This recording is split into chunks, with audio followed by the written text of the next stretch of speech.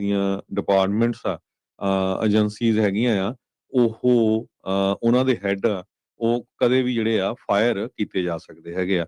NPR ਨੇ ਕਾਫੀ ਵੱਡੀ ਜਿਹੜੀ ਰਿਪੋਰਟ ਆ ਇਹਦੇ ਸੰਬੰਧ ਦੇ ਵਿੱਚ ਜਿਹੜੀ ਛਾਪੀ ਹੈਗੀ ਆ, ਤੇ ਜੋ ਬੀਬੀ ਸਲੌਟਰ ਆ ਉਹਨੇ ਕਿਹਾ ਵੀ ਜੇ ਸੁਪਰੀਮ ਕੋਰਟ ਰੂਲ ਕਰਦੀ ਆ ਵੀ ਉਹਨਾਂ ਨੂੰ ਰਿਮੂਵ ਕੀਤਾ ਜਾ ਸਕਦਾ ਤਾਂ ਇਹ ਇੱਕ ਤਰ੍ਹਾਂ ਨਾਲ ਅਨਕਨਸਟੀਟਿਊਸ਼ਨਲ ਹੋਊਗਾ। ਇਹ ਡੀਸਟੇਬਲਾਈਜ਼ ਕਰ ਦਊਗਾ ਇੰਡੀਪੈਂਡੈਂਟ ਏਜੰਸੀਜ਼ ਨੂੰ, ਜਿਹੜੀਆਂ ਕਾਂਗਰਸ ਨੇ 90 ਸਾਲ ਪਹਿਲਾਂ ਜਿਹੜੀਆਂ ਕ੍ਰੀਏਟ ਕੀਤੀਆਂ ਸੀ। ਜੀ ਜੀ ਬਿਲਕੁਲ। ਸੋ ਬਿਊਰੋਕ੍ਰੇਸੀ ਦੇ ਉੱਤੇ ਕਹਿ ਸਕਦੇ ਆ ਵੀ ਟਰੰਪ ਹੁਣੀ ਇੱਕ ਹਿਸਾਬ ਦੇ ਨਾਲ ਆਪਣੀ ਵਾਰ ਜਿਹੜੀ ਆ ਉਹ ਕਰ ਰਹੇ ਆ। ਉਹਨਾਂ ਦੀ ਲੜਾਈ ਡੀਪ ਸਟੇਟ ਨੂੰ ਲੈ ਕੇ ਲੰਮੇ ਚਿਰ ਤੋਂ ਚੱਲਦੀ ਆ ਰਹੀ। ਉਹ ਕਹਿ ਰਹੇ ਵੀ ਇੱਦਾਂ ਦੀਆਂ ਜਿਹੜੀਆਂ ਏਜੰਸੀਜ਼ ਆ ਉਹ ਸਰਕਾਰ ਦੇ ਕੰਮਕਾਜ ਜਾਂ ਰਾਸ਼ਟਰਪਤੀ ਦੇ ਕੰਮਕਾਜ ਦੇ ਵਿੱਚ ਵਿਘਨ ਜਿਹੜੀਆਂ ਉਹ ਪਾਉਂਦੀਆਂ ਆ।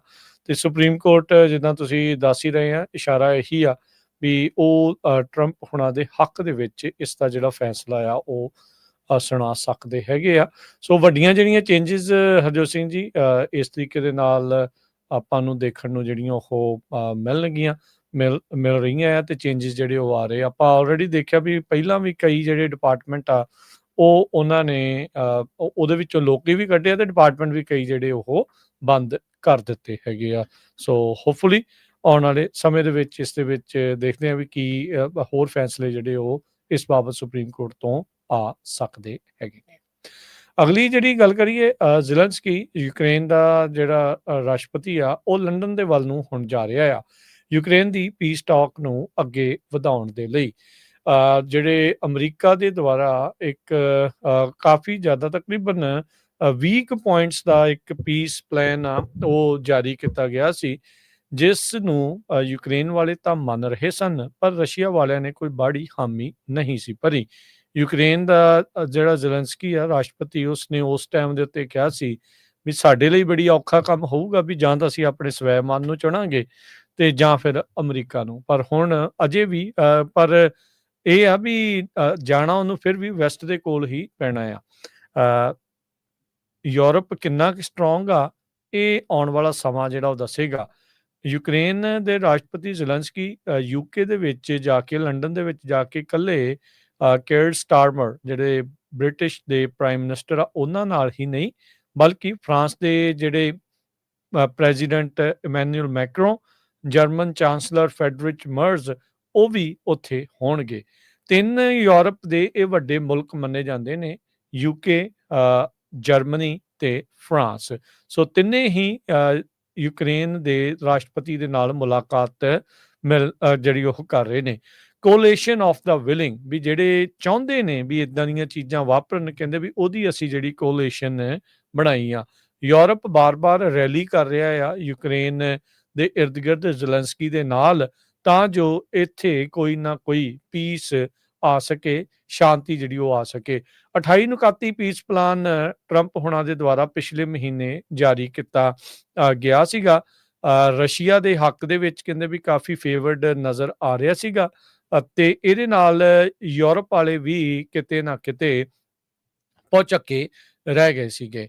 ਹੁਣ ਓਵਰਆਲ ਇੱਕ ਚੀਜ਼ ਜਿਹੜੀ ਆਪਾਂ ਪਹਿਲਾਂ ਵੀ ਗੱਲ ਕਰਦੇ ਆਏ ਹਾਂ, ਬਹੁਤ ਸਾਰੇ ਲੋਕ ਇਸ ਦਾ ਐਨਾਲਿਸਿਸ ਕਰਦੇ ਹੋਏ ਇਸ ਸਿੱਟੇ ਦੇ ਉੱਤੇ ਪਹੁੰਚ ਰਹੇ ਨੇ ਵੀ ਯੂਰਪ ਦੀ ਓਵਰਆਲ ਵੈਲਿਊ ਜਾਂ ਓਵਰਆਲ ਦਬਦਬਾ ਅਮਰੀਕਾ ਨਹੀਂ, ਦੁਨੀਆ ਭਰ ਦੇ ਵਿੱਚ ਕਾਫੀ ਜ਼ਿਆਦਾ ਘਟ ਚੁੱਕਾ ਆ। ਸਿਕਿਉਰਿਟੀ ਗਰੰਟੀਜ਼ ਹੋਣ ਦੇ ਬਾਵਜੂਦ ਵੀ ਯੂਕਰੇਨ ਆਪਣੇ ਆਪ ਨੂੰ ਸੁਰੱਖਿਅਤ ਮਹਿਸੂਸ ਨਹੀਂ ਕਰ ਰਿਹਾ ਯੂਰਪ ਦੀ ਹਮਾਇਤ ਦੇ ਨਾਲ। ਇਸੇ ਲਈ ਉਹ ਬਾਰ-ਬਾਰ ਅਮਰੀਕਾ ਤੋਂ ਜਿਹੜੀਆਂ ਸਿਕਿਉਰਿਟੀ ਗਰੰਟੀਜ਼ ਚਾਹੁੰਦਾ ਹੈਗਾ ਆ, ਜਿੱਦਾਂ ਪਹਿਲਾਂ ਵੀ ਇੱਕ ਵਾਰੀ ਯੂਕਰੇਨ ਨੂੰ ਇਹ ਗਰੰਟੀਜ਼ ਦਿੱਤੀਆਂ ਗਈਆਂ ਸੀਗੀਆਂ। ਨਾਟੋ ਦੀ ਮੈਂਬਰਸ਼ਿਪ ਦੇ ਉੱਤੇ ਪੱਕੀ ਜਿਹੜੀ ਨਾ ਆ ਇਸ ਪੀਸ ਪਲਾਨ ਦੇ ਤਹਿਤ। ਇਹ ਹੁਣ ਦੇਖਦੇ ਆ ਅੱਗੇ ਕੀ ਹੁੰਦਾ ਹੈ। ਸੋ ਇਹ ਤਿੰਨ ਜਾਣੇ ਇਹ ਵੀ ਦੱਸਦੇ ਜਾਈਏ ਵੀ ਹਰਜੋਤ ਸਿੰਘ ਜੀ, ਵੀ ਜਿਹੜੇ ਤਿੰਨੇ ਰਾਸ਼ਟਰਪਤੀ ਨੇ ਜਾਂ ਪ੍ਰਾਈਮ ਮਿਨਿਸਟਰ ਨੇ ਯੂਰਪ ਦੇ ਵਿੱਚ, ਉਹ ਆਪੋ ਆਪਣੇ ਪੱਧਰ ਦੇ ਵਿੱਚ ਇੰਟਰਨਲ ਟਰਮੋਇਲ ਆਪਣੇ ਮੁਲਕਾਂ ਦੇ ਵਿੱਚ ਉਸ ਤੋਂ ਵੀ ਸਾਹਮਣਾ ਕਰਨਾ ਪੈ ਰਿਹਾ ਆ। ਫਰਾਂਸ ਦੇ ਪ੍ਰੈਜ਼ੀਡੈਂਟ ਮੈਕਰੋਨ ਦਾ ਤਾਂ ਇੰਨਾ ਉੱਥੇ ਮੰਦਾ ਹਾਲ ਆ ਵੀ ਉਹਨਾਂ ਦੀ ਪ੍ਰੈਜ਼ੀਡੈਂਸੀ ਦੇ ਵਿੱਚ ਤਕਰੀਬਨ 4-5 ਪ੍ਰਾਈਮ ਮਿਨਿਸਟਰ ਜਿਹੜੇ ਉੱਥੇ ਬਦਲ ਚੁੱਕੇ ਆ। ਸਰਕਾਰ ਜਿਹੜੀ ਆ ਸਥਿਰਤਾ ਦੇ ਨਾਲ ਨਹੀਂ ਚੱਲ ਰਹੀ ਹੈਗੀ। ਜਿਹੜੇ ਬ੍ਰਿਟੇਨ ਦੇ ਵਿੱਚ ਆ, ਉੱਥੇ ਵੀ ਜਿਹੜੀ ਪੋਲੀਟੀਕਲ ਅਸਥਿਰਤਾ ਆ ਉਹ ਲਗਾਤਾਰ ਬਰਕਰਾਰ ਆ। ਜਿਹੜੇ ਜਰਮਨੀ ਦੇ ਨਵੇਂ ਬਣੇ ਚਾਂਸਲਰ ਆ, ਉਹਨਾਂ ਨੂੰ ਵੀ ਇਧਰੋਂ ਉਧਰੋਂ ਜਿਹੜੀ ਕਹਿ ਸਕਦੇ ਆ ਵੀ ਪੌੜੀਆਂ ਦੇ ਸਹਾਰੇ ਹੀ ਸਰਕਾਰ ਬਣਾਉਣ ਦਾ ਮੌਕਾ ਜਿਹੜਾ ਉਹ ਮਿਲਿਆ ਆ। ਉਧਰ ਰਾਸ਼ਟਰਪਤੀ ਟਰੰਪ ਹੋਣਾ ਨੇ ਨਵਾਂ ਸਿਕਿਉਰਿਟੀ ਜਿਹੜਾ ਇੱਕ ਹਿਸਾਬ ਦੇ ਨਾਲ ਪਲਾਨ ਆ ਉਹ ਜਾਰੀ ਕੀਤਾ ਆ ਅਮਰੀਕਾ ਦੀ ਨੈਸ਼ਨਲ ਸਿਕਿਉਰਿਟੀ ਨੂੰ, ਜਿਹੜਾ ਉਹ ਲੈ ਕੇ, ਜਿਸ ਵਿੱਚ ਯੂਰਪ ਇੱਕ ਹਿਸਾਬ ਦੇ ਨਾਲ ਮੰਨਫੀ ਨਜ਼ਰ ਜਿਹੜਾ ਆ ਰਿਹਾ ਆ। ਸੋ ਯੂਰਪ ਕੀ ਯੂਕਰੇਨ ਨੂੰ ਕੁਝ ਮਜ਼ਬੂਤੀ ਦਵਾ ਸਕੇਗਾ, ਇਹ ਜਿਹੜਾ ਹੁਣ ਆਉਣ ਵਾਲਾ ਸਮਾਂ ਹੀ ਦੱਸੇਗਾ। ਗੱਲ ਇੱਥੇ ਤੱਕ ਪਹੁੰਚੀ ਹੋਈ ਆ ਵੀ ਜਿਹੜੇ ਟਰੰਪ ਐਡਮਿਨਿਸਟ੍ਰੇਸ਼ਨ ਉਹ ਇਹ ਕਹਿ ਰਿਹਾ ਵੀ ਜੋ ਯੂਕਰੇਨ ਦੇ ਪ੍ਰੈਜ਼ੀਡੈਂਟ ਜ਼ੈਲੈਂਸਕੀ ਆ, ਉਹਨਾਂ ਨੇ ਤਾਂ ਹਜੇ ਤੱਕ ਇਹ ਪ੍ਰਪੋਜ਼ਲ ਪੜ੍ਹਿਆ ਹੀ ਨਹੀਂ ਹੈਗਾ। ਹੁਣ ਕਿਹੜਾ ਪ੍ਰਪੋਜ਼ਲ ਆ ਇਹਦੇ ਬਾਰੇ ਦੱਸਿਆ ਨਹੀਂ ਜਾ ਰਿਹਾ। ਕਈ ਪ੍ਰਪੋਜ਼ਲ ਜਿਹੜੇ ਆ 2-3 ਚੇਂਜ ਹੋ ਚੁੱਕੇ ਹੈਗੇ ਆ। ਸੋ ਯੂਰਪੀਅਨ ਯੂਨੀਅਨ ਦੇ ਜਿਹੜੇ ਅਲਾਈਜ਼ ਆ ਉਹਨਾਂ ਨੂੰ ਜ਼ੈਲੈਂਸਕੀ ਹੁਣੀ ਅੱਜ ਮਿਲਣ ਜਾ ਰਹੇ ਆ। ਟੈਂਸ਼ਨਸ ਕਾਫੀ ਹੈਗੀਆਂ ਯੂਐਸ ਪ੍ਰੈਜ਼ੀਡੈਂਟ ਡੋਨਲਡ ਟਰੰਪ ਤੇ ਪ੍ਰੈਜ਼ੀਡੈਂਟ ਜ਼ੈਲੈਂਸਕੀ ਦੇ ਵਿੱਚ। ਜਦੋਂ ਹੁਣ ਵਾਈਟ ਹਾਊਸ ਨੇ ਕਹਿ ਦਿੱਤਾ ਆ ਤੇ ਯੂਕਰੇਨ ਦੇ ਲੀਡਰ ਨੇ ਹਜੇ ਤੱਕ ਉਹ ਪ੍ਰਪੋਜ਼ਲ ਹੀ ਨਹੀਂ ਪੜ੍ਹਿਆ ਹੈਗਾ ਤੇ ਕਹਿੰਦੇ ਵੀ ਜ਼ੈਲੈਂਸਕੀ ਕਾਫੀ ਡਿਸਅਪੁਆਇੰਟਡ ਹੈਗਾ। ਉਧਰੋਂ ਟਰੰਪ ਹੁਣੀ ਵੀ ਡਿਸਅਪੁਆਇੰਟਡ ਆ। ਰਸ਼ੀਆ ਵਾਲੇ ਆਲਮੋਸਟ ਐਗਰੀ ਕਰ ਰਹੇ ਹੈਗੇ ਆ ਉਸ ਪ੍ਰਪੋਜ਼ਲ ਦੇ ਉੱਤੇ। ਟਰੰਪ ਹੁਣੇ ਤਾਂ ਇੱਥੇ ਤੱਕ ਕਹਿਤਾ ਵੀ ਇਹ ਨਾ ਹੋਵੇ ਕਿਤੇ ਥੋੜੇ ਬਹੁਤੇ ਬਚਾਉਂਦੇ ਵੀ ਪੂਰੇ ਦਾ ਪੂਰਾ ਯੂਕਰੇਨ ਹੀ ਜਿਹੜਾ ਆ ਉਹ ਰਸ਼ੀਆ ਲੈ ਜਾਵੇ। ਸੋ ਉਸ ਨੂੰ ਦੇਖਦੇ ਹੋਏ ਜਿਹੜੇ ਯੂਰਪੀਅਨ ਯੂਨੀਅਨ ਦੇ ਮੁਲਕ ਆ ਉਹ ਕਹਿੰਦੇ ਵੀ ਨਹੀਂ, ਏਦਾਂ ਕਿੱਦਾਂ ਹੋ ਜਾਊਗਾ, ਅਸੀਂ ਜਿਹੜਾ ਆ ਜ਼ੈਲੈਂਸਕੀ ਦਾ ਪੂਰਾ ਸਾਥ ਦੇਵਾਂਗੇ। ਸੋ ਉਹ ਯੂਕੇ ਦੇ ਪ੍ਰਾਈਮ ਮਿਨਿਸਟਰ ਕੀਅਰ ਸਟੇਮਰ ਤੇ ਫਰਾਂਸ ਦੇ ਪ੍ਰੈਜ਼ੀਡੈਂਟ ਇਮੈਨੂਅਲ ਮੈਕਰਨ, ਜਰਮਨ ਦੇ ਚਾਂਸਲਰ ਫਰੈਡਰਿਚ ਮਰਜ਼, ਇਹਨਾਂ ਸਾਰਿਆਂ ਦੇ ਨਾਲ ਜਿਹੜੀ ਮੀਟਿੰਗਸ ਆ ਉਹ ਕਰ ਰਹੇ ਹੈਗੇ ਆ। ਸੋ ਇਹਨਾਂ ਤੋਂ ਬਾਅਦ ਕੀ ਨਿਕਲਦਾ ਆ ਇਹ ਹੁਣ ਆਉਣ ਵਾਲੇ ਸਮੇਂ ਦੇ ਵਿੱਚ ਪਤਾ ਲੱਗੂਗਾ। ਅਗਲੀ ਖਬਰ ਵੱਲ ਚੱਲੀਏ, ਜਿਹੜੀ ਬਹੁਤ ਇੰਪੋਰਟੈਂਟ ਖਬਰ ਆ ਜਿਹਦਾ ਅਸਰ ਤੁਹਾਡੇ, ਮੇਰੇ, ਸਾਡੇ ਸਾਰਿਆਂ ਦੇ ਉੱਤੇ ਪੈਣਾ ਹੈਗਾ। ਖਾਸ ਕਰਕੇ ਅਫੋਰਡੇਬਲ ਕੇਅਰ ਐਕਟ ਨੂੰ ਲੈ ਕੇ। ਤੁਸੀਂ ਆਲਰੇਡੀ ਦੇਖਿਆ ਹੋਣਾ ਜਿਨ੍ਹਾਂ ਦੇ ਘਰ ਲੈਟਰਸ ਆ ਚੁੱਕੇ ਆ, ਜਿਨ੍ਹਾਂ ਨੇ ਹੈਲਥ ਇੰਸ਼ੋਰੈਂਸ ਕਰਾਈ ਆ ਵੀ ਤੁਹਾਡੇ ਪ੍ਰੀਮੀਅਮ ਕਾਫੀ ਵੱਧ ਗਏ ਆ। ਤੇ ਜਿਸ ਹਿਸਾਬ ਦੇ ਨਾਲ ਰਿਪਬਲਿਕਨਸ ਉਸ ਦੀ ਨਾ ਕਰ ਰਹੇ ਆ ਐਕਸਟੈਂਡ ਕਰਨ ਦੇ ਲਈ, ਤੇ ਆਲਮੋਸਟ ਜਿਹੜੇ ਤੁਹਾਡੇ ਪ੍ਰੀਮੀਅਮ ਆ ਬਹੁਤ ਜ਼ਿਆਦਾ ਹੋ ਜਾਣੇ ਤੇ ਸਬਸਿਡੀ ਖਤਮ ਹੋ ਜਾਣੀ ਆ।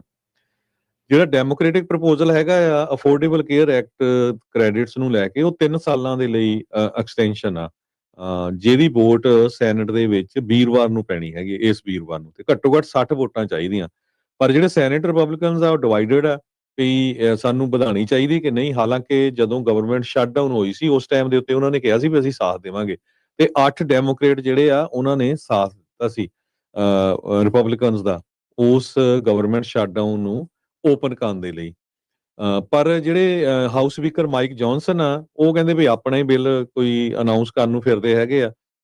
ਤੇ ਪ੍ਰੈਜ਼ੀਡੈਂਟ ਟਰੰਪ ਹੋਣਾ ਨੇ ਕੋਈ ਇੰਡੋਰਸ ਨਹੀਂ ਕੀਤਾ, ਨਾ ਹੀ ਉਹਨਾਂ ਨੇ ACA ਦੀ ਜਿਹੜੀ ਟੈਕਸ ਕ੍ਰੈਡਿਟਸ ਆ ਉਹਨੂੰ ਐਕਸਟੈਂਡ ਕਰਨ ਦੇ ਲਈ, ਨਾ ਹੀ ਜਿਹੜਾ ਕੋਈ ਨਵਾਂ ਬਿੱਲ ਆ ਉਹਦੇ ਬਾਰੇ ਜਿਹੜੀ ਗੱਲਬਾਤ ਕੀਤੀ ਹੈਗੀ ਆ। ਤੇ ਦੋਨੋਂ ਪਾਰਟੀਆਂ ਇਹ ਬਿਲੀਵ ਕਰ ਰਹੀਆਂ ਵੀ ਪ੍ਰੈਜ਼ੀਡੈਂਟ ਇਨਵੋਲਵ ਨਹੀਂ ਹੋ ਰਿਹਾ ਇਸ ਨੈਗੋਸ਼ੀਏਸ਼ਨ ਦੇ ਵਿੱਚ, ਤੇ Americans will see major cost increase next month. So ਜੇ ਨਾ ਵਾਪਰਿਆ ਤੇ ਬਹੁਤ ਜ਼ਿਆਦਾ ਜਿਹੜੇ ਪ੍ਰੀਮੀਅਮ ਆ ਹੈਲਥ ਇੰਸ਼ੋਰੈਂਸ ਦੇ ਮੋਰਲੇ ਮਹੀਨੇ ਵਧਣ ਜਾ ਰਹੇ ਆ। ਇਹਦੇ ਵਿੱਚ ਕੱਲਾ ਇਹ ਨਹੀਂ ਵੀ ਜਿਹੜੀਆਂ ਡੈਮੋਕ੍ਰੈਟਿਕਲੀ ਹੈਲਡ ਸਟੇਟਸ ਹੈਗੀਆਂ, ਇਹ ਰਿਪਬਲਿਕਨਸ ਦੇ ਉੱਤੇ ਵੀ ਇਹ ਸਾਰੇ ਕਾਸੇ ਦੇ ਵਿੱਚ ਮਾਰਜਰੀ ਟੇਲਰ ਨੇ ਵੀ ਕਾਫੀ ਤਕੜਾ ਬਿਆਨ ਦਿੱਤਾ ਸੀ ਵੀ ਮੇਰੇ ਪੇਰੈਂਟਸ ਆ ਹੋਰ ਆ, ਇਹ ਤਾਂ ਇਹ ਕੋਈ ਇਹ ਥੋੜਾ ਵੀ ਡੈਮੋਕ੍ਰੇਟ ਜਾਂ ਰਿਪਬਲਿਕਨ ਨੂੰ ਫਰਕ ਕਰੂਗੇ, ਇਹ ਤਾਂ ਹਰ ਇੱਕ ਅਮਰੀਕਨ ਨੂੰ ਜਿਹੜਾ ਫਰਕ ਕਰਨ ਜਾ ਰਹੇ ਹੈਗੇ ਆ। ਸੋ ਇਹ ਦੇਖਦੇ ਆ ਹੁਣ ਵੀਰਵਾਰ ਨੂੰ ਕੀ ਹੁੰਦਾ ਆ।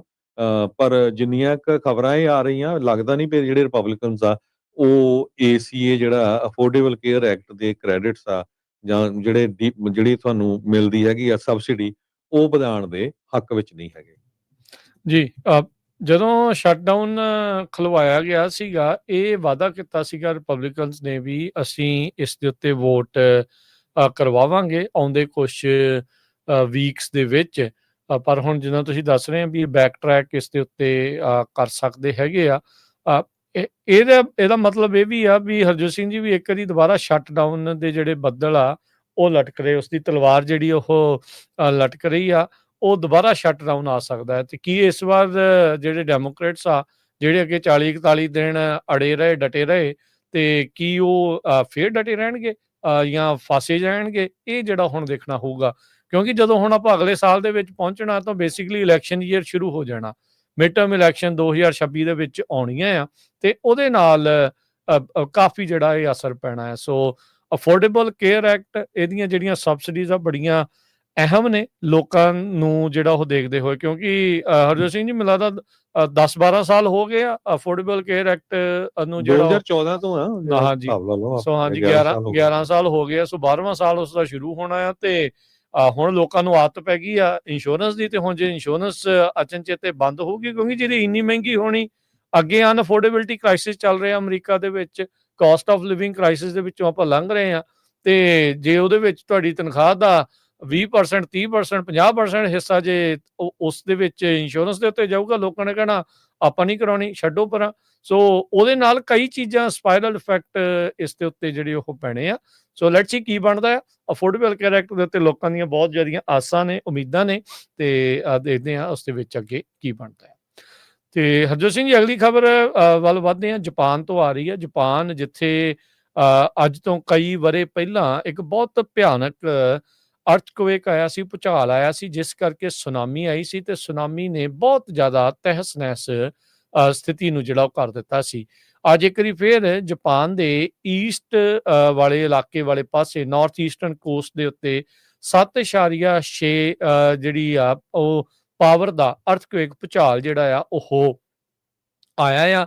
ਐਪੀਸੈਂਟਰ ਜਿਹੜਾ ਉਹ ਸਮੁੰਦਰ ਦੇ ਵਿੱਚ ਸੀਗਾ, ਜਿਸ ਕਰਕੇ ਇਵੈਕੂਏਸ਼ਨ ਆਰਡਰ ਜਾਰੀ ਕਰ ਦਿੱਤੇ ਗਏ, ਕਿਉਂਕਿ ਉੱਥੇ ਸੁਨਾਮੀ ਵਾਰਨਿੰਗ ਕੋਸਟਲਾਈਨ ਦੇ ਉੱਤੇ ਜਾਰੀ ਕੀਤੀ ਗਈ ਸੀਗੀ। ਮੁਲਕ ਦੇ ਵਿੱਚ ਆਲਰੇਡੀ ਕਹਿੰਦੇ ਵੀ ਜਾਪਾਨ ਮੈਟਰੋਲੋਜੀਕਲ ਏਜੰਸੀ ਦੇ ਹਿਸਾਬ ਨਾਲ ਸੁਨਾਮੀ ਦੀਆਂ ਜਿਹੜੀਆਂ ਵੇਵਜ਼ ਆ ਉਹ ਨੋਟਿਸ ਕੀਤੀਆਂ ਗਈਆਂ ਹੈਗੀਆਂ ਆ। ਕਹਿੰਦੇ ਵੀ ਤਕਰੀਬਨ 2.5 ਫੁੱਟ ਉੱਚੀਆਂ ਜਿਹੜੀਆਂ ਵੇਵਜ਼ ਆ ਉਹ ਉੱਥੇ ਸੁਨਾਮੀ ਵੇਵਜ਼ ਆ ਉਹ ਆਬਜ਼ਰਵ ਹੋਈਆਂ ਆ ਕੋਜੀ ਪੋਰਟ ਆਈਵਾਟੇ ਦੇ ਉੱਤੇ।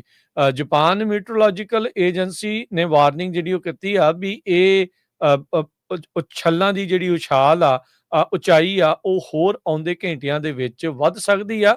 ਕਈ ਥਾਵਾਂ ਦੇ ਉੱਤੇ ਉਹਨਾਂ ਦਾ ਇਹ ਮੰਨਣਾ ਵੀ 10 ਫੁੱਟ 3 ਮੀਟਰ ਤੱਕ ਉੱਚੀਆਂ ਜਿਹੜੀਆਂ ਛੱਲਾਂ ਆ ਕੋਸਟ ਦੇ ਵਿੱਚ ਆ ਸਕਦੀਆਂ ਨੇ।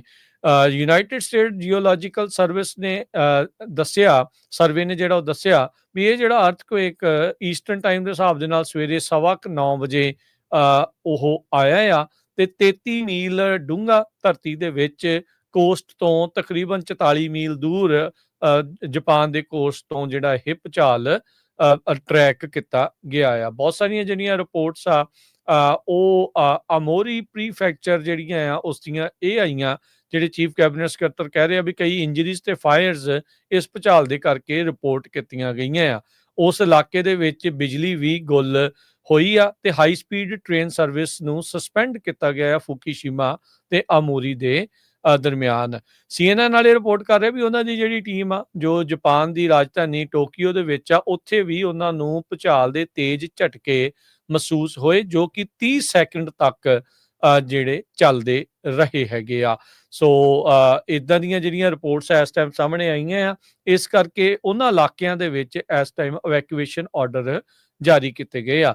ਜਾਪਾਨ ਦੇ ਨਵੇਂ ਬਣੇ ਪ੍ਰਾਈਮ ਮਿਨਿਸਟਰ ਸਾਨੇ ਤਾਕੇਚੀ, ਜੋ ਕਿ ਅਕਤੂਬਰ ਮਹੀਨੇ 'ਚ ਚੁਣੇ ਗਏ ਸੀਗੇ, ਉਹ ਕਹਿ ਰਹੇ ਵੀ ਅਸੀਂ ਆਪਣੇ ਲੋਕਲ ਅਧਿਕਾਰੀਆਂ ਦੇ ਨਾਲ ਮਿਲ ਕੇ ਐਮਰਜੈਂਸੀ ਰਿਸਪੌਂਸ ਮੈਜਰਸ ਆ ਉਹਨਾਂ ਦੇ ਉੱਤੇ ਕੰਮ ਕਰ ਰਹੇ ਆ ਤੇ ਕਹਿੰਦੇ ਵੀ ਸਰਕਾਰ ਦਾ ਇੱਕੋ ਮਕਸਦ ਆ ਵੀ ਹਿਊਮਨ ਲਾਈਫ ਫਸਟ, ਵੀ ਇਨਸਾਨਾਂ ਦੀ ਜ਼ਿੰਦਗੀ ਨੂੰ ਬਚਾਉਣਾ। ਜਾਪਾਨ ਦੇ ਵਿੱਚ ਇਦਾਂ ਦੇ ਭੂਚਾਲ ਕੋਈ ਨਵੀਂ ਚੀਜ਼ ਨਹੀਂ ਆ। ਰਿੰਗ ਆਫ ਫਾਇਰ ਇਹ ਇੱਕ ਇੰਟੈਂਸ ਸੈਸਮਿਕ ਵੋਲਕੈਨਿਕ ਐਕਟੀਵਿਟੀ ਵਾਲਾ ਦੁਨੀਆ ਦੇ ਵਿੱਚ ਧਰਤੀ ਦੇ ਉੱਤੇ ਇਲਾਕਾ ਆ ਜਿੱਥੇ ਅਕਸਰ ਹੀ ਬਹੁਤ ਜ਼ਿਆਦਾ ਭੂਚਾਲ ਆਉਂਦੇ ਆ ਤੇ ਜਾਪਾਨ ਇਹਨਾਂ ਭੂਚਾਲਾਂ ਤੋਂ ਹਮੇਸ਼ਾ ਹੀ ਸਿੱਝਦਾ ਰਿਹਾ ਆ। ਜਿਹੜੇ ਭੂਚਾਲ ਦੀ ਮੈਂ ਗੱਲ ਕਰ ਰਿਹਾ ਸੀ 2011 ਚ 9.1 ਤੀਬਰਤਾ ਦਾ ਉਹ ਭੂਚਾਲ ਸੀਗਾ, ਜਿਹਦੇ ਕਰਕੇ ਬਹੁਤ ਵੱਡੀ ਸੁਨਾਮੀ ਆਈ ਸੀ ਤੇ ਨਿਊਕਲੀਅਰ ਡਿਜ਼ਾਸਟਰ ਹੋਇਆ ਸੀ। ਉਸ ਸੁਨਾਮੀ ਦੇ ਵਿੱਚ 22,000 ਤੋਂ ਵੱਧ ਲੋਕਾਂ ਦੀਆਂ ਮੌਤਾਂ ਜਿਹੜੀਆਂ ਉਹ ਹੋਈਆਂ ਸੀ ਤੇ ਫੁਕੂਸ਼ੀਮਾ ਦਾ ਜਿਹੜਾ ਨਿਊਕਲੀਅਰ ਪਾਵਰ ਪਲਾਂਟ ਆ ਉਸ ਦਾ ਮੈਲਟ ਡਾਊਨ ਹੋਇਆ ਸੀ। ਸੋ ਹੁਣ ਇੱਕ ਨਵਾਂ ਭੂਚਾਲ ਆਇਆ ਆ 7.6 ਤੀਬਰਤਾ ਦਾ ਤੇ ਸੁਨਾਮੀ ਦੀਆਂ ਵੇਵਜ਼ ਤਕਰੀਬਨ 2.5 ਫੁੱਟ ਦੀਆਂ ਜਿਹੜੀਆਂ ਉਹ ਐਡ ਜਿਹੜੀਆਂ ਉਹ ਦੇਖੀਆਂ ਗਈਆਂ ਆ ਤੇ 10 ਫੁੱਟ ਤੱਕ ਦੀ ਸੁਨਾਮੀ ਆਉਣ ਦੀ ਸੰਭਾਵਨਾ ਉੱਥੇ ਪ੍ਰਗਟਾਈ ਗਈ ਹੈ। ਜੀ।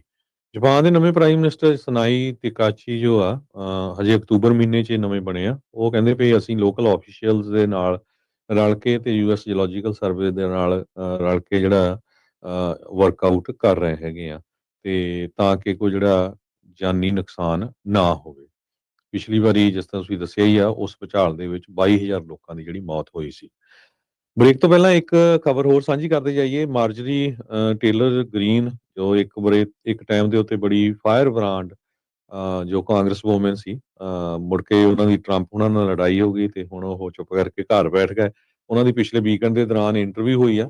ਉਸ ਇੰਟਰਵਿਊ ਦੇ ਵਿੱਚ 5 ਕਾਫੀ ਮੇਨ ਪੁਆਇੰਟ ਉਹਨਾਂ ਨੇ ਦੱਸੇ ਆ, ਮਾਰਜਰੀ ਗ੍ਰੀਨ ਟੇਲਰ ਨੇ, ਵੀ ਜਿਹੜੇ ਰਿਪਬਲਿਕਨਸ ਆ ਕਾਂਗਰਸ ਦੇ ਵਿੱਚ ਉਹ ਟਰੰਪ ਉਹਨਾਂ ਦਾ ਮਜ਼ਾਕ ਉਡਾਉਂਦੇ ਆ ਬਿਹਾਈਂਡ ਦਾ ਬੈਕ। ਉਹ ਕਹਿੰਦੀ ਠੀਕ ਆ ਵੀ ਸਾਹਮਣੇ ਚਾਹੇ ਕੋਈ ਨਾ ਬੋਲਦਾ ਹੋਵੇ ਜਿੱਦਾਂ ਮੈਂ ਬੋਲੀ ਹੈਗੀ ਆ ਐਪਸਟੀਨ ਫਾਈਲਸ ਨੂੰ ਲੈ ਕੇ, ਇਜ਼ਰਾਈਲ ਨੂੰ ਲੈ ਕੇ, ਤੇ ਪਰ ਬਿਹਾਈਂਡ ਦਾ ਸੀਨ ਕਹਿੰਦੀ ਵੀ ਬਹੁਤ ਸਾਰੇ ਜਿਹੜੇ ਰਿਪਬਲਿਕਨਸ ਆ ਉਹ ਮਜ਼ਾਕ ਹੀ ਉਡਾਉਂਦੇ ਹੈਗੇ ਆ। ਤੇ ਇਹ ਵੀ ਉਹਨਾਂ ਨੇ ਕਿਹਾ ਵੀ ਜਿਹੜੇ ਰਿਪਬਲਿਕਨਸ ਆ ਬਹੁਤ ਸਾਰੇ ਟੈਰੀਫਾਈਡ ਆ ਟਰੰਪ ਹੋਣਾ ਤੋਂ, ਡਰ ਰਹੇ ਆ। ਜਿਸ ਤਰ੍ਹਾਂ ਉਹ ਕਹਿੰਦੀ ਵੀ ਮੈਨੂੰ ਮੇਰੀ ਲਾਈਫ ਨੂੰ ਥ੍ਰੈਟ ਹੋਈਆਂ ਹੈਗੀਆਂ, ਮੇਰੇ ਨਿਆਣਿਆਂ ਨੂੰ ਜਿਹੜੀਆਂ ਥ੍ਰੈਟ ਹੋਈਆਂ ਹੈਗੀਆਂ, ਡੈਥ ਥ੍ਰੈਟਸ ਕਹਿੰਦੀ ਵੀ ਮੇਰੀ ਪੂਰੀ ਫੈਮਿਲੀ ਦੇ ਅਗੇਂਸਟ ਹੋਈਆਂ ਆ। ਜਦ ਕਿ ਕਹਿੰਦੀ ਮੈਂ ਜੇਡੀ ਵੈਂਸ ਨੂੰ ਪੁੱਛਿਆ ਤੇ ਉਹਨੇ ਕਿਹਾ ਵੀ ਇਦਾਂ ਦੀ ਕੋਈ ਘਬਰਾਉਣ ਵਾਲੀ ਗੱਲ ਨਹੀਂ, we will look into it. ਤੇ ਕਹਿੰਦੀ ਵੀ ਟਰੰਪ ਉਹਨਾਂ ਨੇ ਕੋਈ ਇਹਦੇ ਬਾਰੇ ਜਿਹੜਾ ਜਵਾਬ ਨਹੀਂ ਦਿੱਤਾ ਹੈਗਾ। ਇਹਦੇ ਵਿੱਚ ਇਹ ਕੀ ਹੋਇਆ ਵੀ ਮਾਰਜਰੀ ਟੇਲਰ ਨੇ ਇੰਟਰਵਿਊ ਦੇ ਦੌਰਾਨ ਇਹ ਕਿਹਾ ਵੀ ਜਿਹੜੀਆਂ ਟਰੰਪ ਉਹਨਾਂ ਦੀਆਂ ਪਾਲਿਸੀਜ਼ ਆ ਉਹ ਅਮਰੀਕਾ ਫਸਟ ਪਾਲਿਸੀਜ਼ ਨਹੀਂ ਹੈਗੀਆਂ। ਸੋ ਜਿਹੜਾ ਮੈਗਾ ਆ ਉਹ ਕਹਿੰਦੀ ਵੀ ਮੇਰਾ ਉਹਦੇ ਨਾਲ ਕੋਈ ਲੈਣਾ ਦੇਣਾ ਨਹੀਂ। ਪਿਛਲੇ ਦਿਨਾਂ 'ਚ ਮਾਰਜਰੀ ਟੇਲਰ ਗ੍ਰੀਨ ਨੇ ਆਪਣਾ ਏਰੀਆ ਜਿਹੜਾ ਉਹਦਾ ਜਾਰਜੀਆ ਦਾ ਉੱਥੇ ਟਾਊਨ ਹਾਲ ਮੀਟਿੰਗ ਕੀਤੀ ਤੇ ਉੱਥੇ ਬਹੁਤ ਵੱਡਾ ਇਕੱਠ ਹੋਇਆ ਸੀ ਤੇ ਉਹ ਇਹੀ ਲੱਗ ਰਿਹਾ ਸੀ ਵੀ 100% ਉਹਦੇ ਜਿਹੜੇ ਸਪੋਰਟਰ ਆ ਉਹਦੇ ਨਾਲ ਆ। ਕਹਿੰਦੀ ਵੀ for an American first president ਦਾ number 1 focus should be domestic policy. ਤੇ ਡੋਮੈਸਟਿਕ ਪਾਲਿਸੀ ਕਹਿੰਦੀ ਹੈ ਹੀ ਨਹੀਂ, ਬਾਹਰ ਸਾਰੇ ਪਾਸੇ ਲੱਤਾਂ ਫਸਾਈਆਂ ਆ। ਤੇ ਇੱਥੇ ਲੋਕਾਂ ਦਾ ਜਿਹੜਾ ਬੁਰਾ ਹਾਲ ਆ, ਹਾਲਾਂਕਿ ਉਹ ਇਮੀਗ੍ਰੇਸ਼ਨ ਦੇ ਮਾਮਲੇ ਦੇ ਉੱਤੇ ਵੀ ਬਹੁਤ, ਜਿੱਦਾਂ ਆਪਾਂ ਸਾਰਿਆਂ ਨੂੰ ਪਤਾ ਵੀ ਕਾਫੀ ਫਾਇਰ ਬ੍ਰਾਂਡ ਆ, ਬਹੁਤ ਉਲਟ ਬੋਲਦੀ ਰਹੀ ਆ।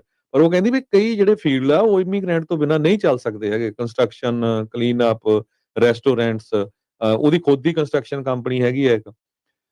ਤੇ ਉਹ ਕਹਿੰਦੀ ਵੀ ਲੋਕਲ ਲੈਵਲ ਦੇ ਉੱਤੇ ਆਪਾਂ ਇਜ਼ਰਾਈਲ ਨੂੰ ਕਿੰਨੇ ਪੈਸੇ ਦੇ ਰਹੇ ਹੈਗੇ ਆ, ਉਹਨਾਂ ਦਾ ਕਿੰਨਾ ਸਾਥ, ਈਵਨ ਉਹਨਾਂ ਜੈਨੋਸਾਈਡ ਵਰਡ ਤੱਕ ਵੀ ਯੂਜ਼ ਕੀਤਾ ਕਿ ਇਜ਼ਰਾਈਲ ਨੇ ਜੈਨੋਸਾਈਡ ਕੀਤਾ ਹੈਗਾ। ਸੋ ਡੋਮੈਸਟਿਕ ਪਾਲਿਸੀ ਦੇ ਉੱਤੇ ਜਿਹੜੀ ਮਾਰਜਰੀ ਗ੍ਰੀਨ ਆ ਉਹ ਕਹਿੰਦੀ ਵੀ ਪ੍ਰੈਜ਼ੀਡੈਂਟ ਟਰੰਪ ਉਹਨਾਂ ਨੂੰ ਫੋਕਸ ਕਰਨਾ ਚਾਹੀਦਾ ਸੀ। ਤੇ ਜਦੋਂ ਉਹਨੂੰ ਪੁੱਛਿਆ ਗਿਆ ਵੀ ਆਰ ਯੂ ਮੈਗਾ, ਉਹ ਕਹਿੰਦੀ ਵੀ ਨਹੀਂ, ਮੈਂ ਤਾਂ ਅਮਰੀਕਾ ਫਸਟ ਹੈਗੀ ਆ। ਤੇ ਉਹ ਬਹੁਤ ਸਾਰੇ ਲੋਕਾਂ ਦੀ ਹੁਣ ਅਮਰੀਕਾ ਦੇ ਵਿੱਚ ਇਹ ਵੀ ਗੱਲਬਾਤ ਚੱਲ ਰਹੀ ਆ ਵੀ ਜਿਸ ਹਿਸਾਬ ਦੇ ਨਾਲ ਕਾਰਲਸਨ ਟੱਕਰ ਜਿਹੜਾ ਹੈ, ਟੱਕਰ ਕਾਰਲਸਨ ਆ, ਉਹ ਵੀ ਬਹੁਤ ਸਾਰੀਆਂ ਪਾਲਿਸੀਆਂ ਉਹਨੇ ਚੇਂਜ ਕੀਤੀਆਂ ਹੈਗੀਆਂ ਟਰੰਪ ਉਹਨਾਂ ਦੇ ਅਗੇਂਸਟ। ਉਹ ਵੀ ਅਮਰੀਕਾ ਫਸਟ ਦੇ ਉੱਤੇ ਵਰਕਆਊਟ ਕਰ ਰਹੇ ਆ। ਇੱਕ ਟਾਈਮ ਦੇ ਉੱਤੇ ਉਹਨਾਂ ਨੂੰ ਵੀ ਕੈਂਡੀਡੇਟ ਗਿਣਿਆ ਜਾ ਰਿਹਾ ਤੇ ਮਾਰਜਰੀ ਟੇਲਰ ਦੇ ਉੱਤੇ ਵੀ ਬਹੁਤ ਸਾਰੇ ਲੋਕ ਸ਼ੱਕ ਕਰ ਰਹੇ ਆ ਵੀ ਜਿਹੜਾ ਰਿਜ਼ਾਈਨ ਕੀਤਾ ਹੈ ਨਾ, ਇਹ as a president election run ਕਰਨ ਜਾਊਗੀ। ਸੋ ਉਹਦੇ ਵਿੱਚ ਉਹਨੇ ਕਿਹਾ ਵੀ ਨਹੀਂ, ਮੈਂ ਕਦੇ ਵੀ ਜਿਹੜੀ ਆ ਪ੍ਰੈਜ਼ੀਡੈਂਟ ਦੀ ਇਲੈਕਸ਼ਨ ਰਨ ਕਰਨ ਨਹੀਂ ਜਾ ਰਹੀ ਆ, ਨਾ ਹੀ ਮੈਂ ਸੈਨੇਟ ਦੀ, ਨਾ ਹੀ ਗਵਰਨਰ ਦੀ, ਪਰ ਮੈਂ ਅਮਰੀਕਾ ਫਸਟ ਪਾਲਿਸੀ ਦੇ ਉੱਤੇ ਆਪਣੇ ਲੋਕਾਂ ਦੇ ਨਾਲ ਹੈ। ਜੀ, ਬਿਲਕੁਲ ਆਈ ਐਮ ਅਮਰੀਕਾ ਫਸਟ ਜਿਹੜੀ ਆ ਉਸ ਦੇ ਉੱਤੇ ਆ। ਇਹ ਹੁਣ ਜਾਰਜੀਆ ਦੇ ਗਵਰਨਰ ਦੇ ਲਈ ਰਨ ਕਰਨਾ, ਇਸਨੇ ਸੈਨੇਟਰ ਦੇ ਲਈ ਰਨ ਕਰਨਾ ਆ, ਕੀ ਇਸ ਦੇ ਵਿੱਚ ਆ, ਕੀ ਉਸਨੂੰ ਇਹ ਜਿੱਦਾਂ ਕਹਿੰਦੇ ਆਪਣੇ ਪੰਜਾਬ 'ਚ ਕਹਿੰਦੇ ਹੁੰਦੇ ਵੀ ਇਹਨੂੰ ਹੁਣ ਟਿਕਟ ਨਹੀਂ ਮਿਲੀ ਤੇ ਹੁਣ ਤਾਂ ਇਹ ਬਾਗੀ ਹੋਈ ਆ। ਇਹ ਚੀਜ਼ਾਂ ਆ ਜਾਂ ਇਸ ਦੇ ਵਿੱਚ ਹੋਰ ਕੀ ਆ? ਇਸ ਦੀ ਜਿਹੜੀ ਇੰਟਰਵਿਊ ਲੈ ਰਹੀ ਸੀਗੀ ਜਿਹੜੀ 60 ਮਿੰਟਸ ਵਾਲੀ, ਉਹਦੇ ਨਾਲ ਵੀ ਇਸ ਦੀ ਇੱਕ ਟਾਈਮ ਦੇ ਉੱਤੇ ਤੂੰ ਮੈਂ ਵੀ ਜਿਹੜੀ ਉਹ ਹੋ ਗਈ ਜਦ ਇਸ ਨੂੰ ਜਿਹੜੀ ਸਟਾਲ ਇੰਟਰਵਿਊ ਲੈਣ ਵਾਲੀ ਆ ਉਸਨੇ ਪੁੱਛਿਆ ਸੀਗਾ ਵੀ ਤੁਹਾਨੂੰ ਜਿਹੜਾ ਉਹ ਮੈਂ ਪੁੱਛਣਾ ਚਾਹੁੰਦੀ ਆ ਟੌਕਸਿਕ ਪੋਲੀਟੀਕਲ ਕਲਚਰ ਨੂੰ ਜਿਹੜਾ ਉਹ ਲੈ ਕੇ, ਤਾਂ ਇਹਨੇ ਕਿਹਾ ਵੀ ਤੂੰ ਮੇਰੇ ਤੇ ਅਕਿਊਜ਼ ਕਰ ਰਹੀ, ਕਹਿੰਦੀ ਆ ਮੈਂ ਅਕਿਊਜ਼ਿੰਗ ਯੂ, ਕਹਿੰਦੀ ਵੀ ਤੂੰ ਮੈਨੂੰ ਅਕਿਊਜ਼ ਕਰਦੀ ਆ। ਸੋ ਕਹਿੰਦੇ ਗ੍ਰੀਨ ਨੇ ਕਿਹਾ ਵੀ but we don't have to accuse one another. ਸਟਾਲ ਨੇ ਫਿਰ ਸਰਕਲ ਕਰਦੇ ਹੋਏ ਉਹਨੂੰ ਦੁਬਾਰਾ ਕੁਐਸਚਨ ਜਿਹੜਾ ਉਹ ਪੁੱਛਿਆ ਵੀ ਜਦੋਂ ਤੁਸੀਂ ਇਨਸਲਟ ਕਰਦੇ ਆ ਲੋਕਾਂ ਦੇ ਤੋਂ ਜਿਹੜਾ ਯੈਲ ਕਰਦੇ ਆ ਤੇ ਫਿਰ ਉਸਨੇ ਰੋਕ ਦਿੱਤਾ ਵੀ ਤੁਸੀਂ ਆਪ ਰਿਸਪੌਂਡ ਕਰੋ। ਕਹਿੰਦੇ ਤੂੰ ਆਪ ਵੀ ਇਦਾਂ ਹੀ ਕਰਦੀ, ਕਹਿੰਦੀ ਨਹੀਂ ਮੈਂ ਕਿਸੇ ਨੂੰ ਇਨਸਲਟ ਨਹੀਂ ਕਰਦੀ। ਪਰ ਗ੍ਰੀਨ ਕਹਿੰਦੀ ਵੀ ਨਹੀਂ ਤੂੰ ਆਪਣੇ ਸਵਾਲਾਂ ਦੇ ਨਾਲ ਲੋਕਾਂ ਦੀ ਜਿਹੜੀ ਇਨਸਲਟ ਆ ਉਸ ਤਰੀਕੇ ਦੇ ਨਾਲ ਕਰ ਦਿੰਦੀ ਹੈਗੀ ਆ। ਸੋ ਇਹ ਵੀ ਜਿਹੜੀ ਇਸ ਦੇ ਵਿੱਚ ਇਹਨਾਂ ਦੀ ਇੰਟਰਵਿਊ ਦੇ ਵਿੱਚ ਇੱਕ ਦੇਖਣ ਸੁਣਨ ਨੂੰ ਜਿਹੜੀ ਉਹ ਗੱਲ ਮਿਲੀ ਹੈਗੀ ਆ। ਸੋ ਲੈਟਸ ਸੀ ਕੀ ਹੁੰਦਾ ਆ। ਮਾਰਜਰੀ ਟੇਲਰ ਗ੍ਰੀਨ ਨੇ ਇਹ ਕਲੀਅਰ ਕਰ ਦਿੱਤਾ, ਪਰ ਜਿੱਦਾਂ ਪਹਿਲਾਂ ਵੀ ਕਿਹਾ ਸੀਗਾ ਵੀ ਟਰੰਪ ਹੋਣਾ ਦੇ ਡਰ ਖਣੋ ਜਿਹੜੇ ਆ ਰਿਪਬਲਿਕਨ ਪਾਰਟੀ 'ਚ ਉਸ ਬੰਦੇ ਦੀ ਜਗ੍ਹਾ ਨਹੀਂ ਹੈਗੀ ਇਸ ਟਾਈਮ, ਜਿਹੜਾ ਟਰੰਪ ਦੇ ਉਲਟ ਆ। ਇਸ ਨੂੰ ਜਿਹੜਾ ਅਸਤੀਫਾ ਇਸਨੇ ਜਿਹੜਾ ਦੇ ਕੇ ਉਹ ਕਲੀਅਰ ਸੰਦੇਸ਼ ਟਰੰਪ ਹੋਣਾ ਨੇ ਬੇਸਿਕਲੀ ਦੇ ਦਿੱਤਾ ਜਦੋਂ ਇਹਨਾਂ ਦੇ ਉਲਟ ਸਾਹਮਣੇ ਆਏ ਸੀ। ਮਸਲਾ ਕੀ ਸੀਗਾ? ਐਪਸਟੀਨ ਫਾਈਲਸ ਦੇ ਹੱਕ ਦੇ ਵਿੱਚ ਮਾਰਜਰੀ ਟੇਲਰ ਗ੍ਰੀਨ ਨੇ ਵੋਟ ਜਿਹੜੀ ਉਹ ਪਾਈ ਸੀਗੀ ਤੇ ਉਹ ਆਪਣੇ ਇਸ ਨੂੰ ਸਮਰਥਕ ਦੇ ਤੌਰ ਦੇ ਉੱਤੇ ਦੇਖਦੇ ਸੀਗੇ, ਤੇ ਜਦ ਉਲਟ ਵੋਟ ਪਾਈ ਤਾਂ ਉਹ ਹੋਰ ਪੁੱਠੇ ਸਿੱਧੇ ਨਾਵਾਂ ਦੇ ਨਾਲ ਟਰੰਪ ਹੋਣਾ ਨੇ ਮਾਰਜਰੀ ਟੇਲਰ ਗ੍ਰੀਨ ਨੂੰ ਨਾਮ ਵੀ ਜਿਹੜੇ ਉਹਦੇ ਲਏ, ਪਰ ਉਹ ਬੋਲਦੀ ਤਾਂ ਰਹੀ, ਅਜੇ ਵੀ ਬੋਲ ਹੀ ਰਹੀ ਹੈ ਕਾਈਂਡ ਆਫ, ਤੇ ਪਰ ਇਹ ਆ ਵੀ ਉਹ ਹੁਣ ਉਸ ਤੋਂ ਅਸਤੀਫਾ ਜਿਹੜੀ ਉਹ ਦੇ ਤੁਰੀ ਹੈਗੀ ਆ। ਬ੍ਰੇਕ ਲਵਾਂਗੇ, ਬ੍ਰੇਕ ਤੋਂ ਬਾਅਦ ਦੇ ਵਿੱਚ ਤੁਹਾਡੇ ਨਾਲ ਹੋਰ ਖਬਰਾਂ ਦੇ ਉੱਤੇ ਨਜ਼ਰ ਜਿਹੜੀ ਉਹ ਮਾਰਦੇ ਆ। ਕਿਸਾਨਾਂ ਦੇ ਲਈ ਇੱਕ ਵਿਸ਼ੇਸ਼ ਖਬਰ ਆ ਰਹੀ ਆ। ਰਾਸ਼ਟਰਪਤੀ ਟਰੰਪ ਅੱਜ ਇੱਕ ਕਾਫੀ ਵੱਡਾ ਪੈਕੇਜ ਅਨਾਉਂਸ ਕਰਨ ਜਾ ਰਹੇ ਆ, ਉਹਦੇ ਬਾਰੇ ਜਿਹੜੀ ਉਹ ਚਰਚਾ ਕਰਦੇ ਆ, ਕਿਉਂਕਿ ਟੈਰਿਫ ਦੇ ਕਰਕੇ ਜਿਹੜੇ ਕਿਸਾਨ ਆ ਕਾਫੀ ਜ਼ਿਆਦਾ ਝੰਬ ਹੋਏ ਆ, ਉਹਨਾਂ ਨੂੰ ਕੋਈ ਰਾਹਤ ਜਿਹੜੀ ਉਹ ਮਿਲੂਗੀ, ਕਿੰਨੀ ਕੁ ਮਿਲੂਗੀ, ਉਹਦੇ ਬਾਰੇ ਜਿਹੜੀ ਤੁਹਾਡੇ ਨਾਲ ਖਬਰਾਂ ਜਿਹੜੀਆਂ ਸ਼ੇਅਰ ਕਰਾਂਗੇ ਇੱਕ ਬ੍ਰੇਕ ਤੋਂ ਬਾਅਦ।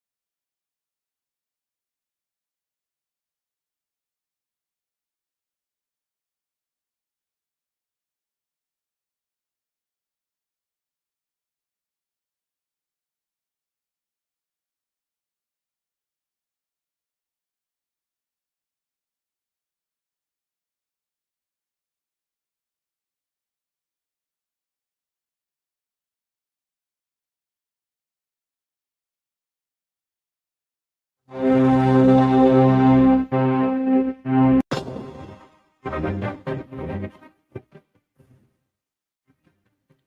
ਤੋਂ ਬਾਅਦ ਇੱਕ ਵਾਰੀ ਫਿਰ ਆਪ ਸਭ ਦਾ ਸਵਾਗਤ ਹੈ ਇਸ ਵਕਤ ਪ੍ਰੋਗਰਾਮ ਦੇ ਵਿੱਚ। ਪ੍ਰੋਗਰਾਮ ਚੱਲ ਰਿਹਾ ਜੀ ਇਸ time update America. Harjot Singh ji ਸਵਾਗਤ ਹੈ, ਸਤਿ ਸ਼੍ਰੀ ਅਕਾਲ। ਸਤਿ ਸ਼੍ਰੀ ਅਕਾਲ, ਧੰਨਵਾਦ ਜੀ ਆਇਆਂ ਨੂੰ। ਅਗਲੀਆਂ ਖਬਰਾਂ ਵੱਲ ਚੱਲੀਏ ਤੇ ਇੰਡੀਆ ਤੇ ਜੋ ਰਸ਼ੀਆ ਦੇ ਵਿੱਚ ਪਿਛਲੇ ਦਿਨਾਂ ਦੇ ਵਿੱਚ ਮੀਟਿੰਗ ਹੋਈ ਹੈਗੀ ਆ, ਉਹਨੂੰ ਲੈ ਕੇ ਪੁਟਿਨ ਹੁਣੀ ਤਾਂ ਇਹ ਕਹਿਤਾ ਵੀ ਜਿਹੜੀਆਂ ਆਇਲ ਦੀਆਂ ਸ਼ਿਪਮੈਂਟਸ ਆ ਉਹ ਇੰਡੀਆ ਨੂੰ ਅਨਇੰਟਰਪਟਡ ਇਨ ਡਿਫਾਈਂਸ ਆਫ ਯੂਐਸ ਲਗਾਤਾਰ ਜਾਰੀ ਰਹਿਣਗੀਆਂ। ਨਰਿੰਦਰ ਮੋਦੀ ਹੁਣੀ ਇਹ ਕਹਿਆ ਵੀ એનર્ਜੀ ਸਿਕਿਉਰਿਟੀ ਜਿਹੜੀ ਆ ਇਹ pillar of India Russia partnership ਆ।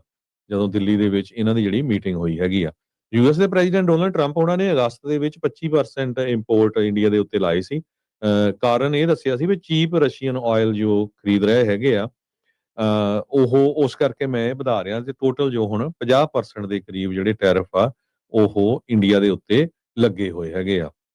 ਸੋ ਹੁਣ ਪੁਟਿਨ ਹੁਣੀ ਪੂਰੀ ਸਪੋਰਟ ਕਰ ਰਹੇ ਆ ਇੰਡੀਆ ਦੀ, ਤੇ ਪਰ ਇੰਡੀਆ ਵਾਲੇ ਥੋੜਾ ਜਿਹਾ ਕਹਿੰਦੇ ਵੀ ਚੱਲ ਰਹੇ ਇਸ ਹਿਸਾਬ ਨਾਲ ਵੀ ਅਮਰੀਕਾ ਵਾਲੇ ਵੀ ਨਾਰਾਜ਼ ਨਾ ਹੋਣ, ਪਰ ਲੱਗਦਾ ਨਹੀਂ ਜਿਸ ਹਿਸਾਬ ਦੇ ਨਾਲ ਸਟੇਟਮੈਂਟਸ ਆਈਆਂ ਹੈਗੀਆਂ ਆ, ਇਹ ਤੋਂ ਲੱਗਦਾ ਆ ਵੀ ਜਿਸ ਹਿਸਾਬ ਦੇ ਨਾਲ ਪਾਰਟਨਰਸ਼ਿਪ ਹੋਈ ਹੈਗੀ ਆ ਇੰਡੀਆ ਦੀ ਤਾਂ ਯੂਐਸ ਇੰਡੀਆ ਦੀ ਤਾਂ ਰਸ਼ੀਆ ਦੀ, ਕਹਿੰਦੇ ਵੀ ਇਹ 10 ਬਿਲੀਅਨ ਤੋਂ ਇਨਕਰੀਜ਼ ਹੋ ਕੇ 100 ਬਿਲੀਅਨ ਤੱਕ ਜਾਣੀ ਹੈਗੀ ਆ।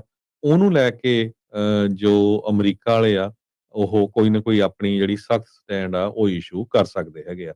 ਦੂਸਰੇ ਪਾਸੇ ਅੱਜ ਵਾਸ਼ਿੰਗਟਨ ਪੋਸਟ ਨੇ ਇੱਕ ਆਰਟੀਕਲ ਵੀ ਛਾਪਿਆ ਵੀ ਜਿਹੜੇ ਪ੍ਰੈਜ਼ੀਡੈਂਟ ਟਰੰਪ ਹੋਣੀ ਆ ਇਹ ਦੁਨੀਆ ਨੂੰ ਜਿਹੜਾ ਇੱਕ ਤਰ੍ਹਾਂ ਦਾ ਕਲੀਅਰ ਮੈਸੇਜ ਦੇ ਰਹੇ ਹੈਗੇ ਆ, ਖਾਸ ਕਰਕੇ ਨੈਸ਼ਨਲ ਸਿਕਿਉਰਿਟੀ ਸਟ੍ਰੈਟਜੀ ਦੇ ਮਾਮਲੇ ਦੇ ਵਿੱਚ ਵੀ ਯੂਰਪ ਦੇ ਅਗੇਂਸਟ ਆ ਤੇ ਰਸ਼ੀਆ ਦੇ ਅਸੀਂ ਹੱਕ 'ਚ ਹੈਗੇ ਆ। 29 ਪੇਜਾਂ ਦਾ ਜਿਹੜਾ ਨੈਸ਼ਨਲ ਸਿਕਿਉਰਿਟੀ ਸਟ੍ਰੈਟਜੀ ਆ, ਇਹ ਪਿੱਛੇ ਜਿਹੇ ਰਿਲੀਜ਼ ਹੋਈ ਆ ਪਿਛਲੇ ਹਫ਼ਤੇ ਹੀ, ਜਿਹਦੇ ਵਿੱਚ ਇਹ ਕਿਹਾ ਗਿਆ ਵੀ ਸਾਨੂੰ ਜਿਹੜੇ ਅਮਰੀਕਨ ਮੇਡ ਪ੍ਰੋਡਕਟਸ ਆ ਉਹਦੇ ਉੱਤੇ ਜਿਹੜਾ ਜ਼ੋਰ ਦੇਣਾ ਚਾਹੀਦਾ ਹੈਗਾ।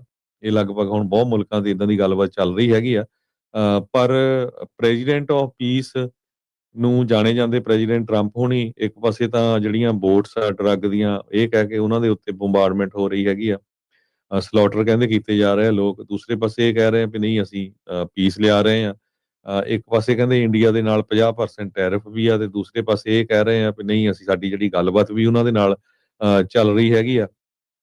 ਇੱਕ ਤਰ੍ਹਾਂ ਦੇ ਨਾਲ ਕਹਿੰਦੇ ਵੀ ਜਿਹੜਾ ਰੀਇਨਸਟਾਲਿੰਗ ਏ ਕਲਚਰ ਆਫ ਕੰਪੀਟੈਂਸ ਇਹ ਹੋ ਰਿਹਾ ਹੈਗਾ। DEI ਵਗੈਰਾ ਸਭ ਖਤਮ ਹੋ ਰਹੀ ਹੈਗੀ ਆ। ਤੋ ਤੁਸੀਂ ਦੇਖੋ ਜਿਸ ਹਿਸਾਬ ਨਾਲ ਪੀਟ ਹੈਗਸਥ, ਕੈਸ਼ ਪਟੇਲ, ਰੋਬਰਟ ਕੈਨੇਡੀ, ਟੁਲਸੀ ਗੈਬਟ ਉਹਨਾਂ ਨੂੰ ਲਾਇਆ ਗਿਆ ਹੈਗਾ। ਤੇ ਇਹਦੇ ਵਿੱਚ ਇਹ ਕਿਹਾ ਗਿਆ ਆ ਜੋ ਨਵੀਂ ਨੈਸ਼ਨਲ ਸਿਕਿਉਰਿਟੀ ਸਟ੍ਰੈਟਜੀ ਆ ਵੀ ਜਿਹੜੇ ਇੱਥੇ ਦੇ ਬੋਰਨ ਲੋਕ ਹੈਗੇ ਆ, ਉਹ ਕਹਿੰਦੇ ਵੀ they would rule out half of America's 2025 Nobel prize winners in science. So ਜਿਹੜਾ ਫੋਕਸ ਆ ਉਹ ਅਮਰੀਕਾ ਤੇ ਪੂਰਾ ਕੀਤਾ ਜਾ ਰਿਹਾ ਹੈਗਾ।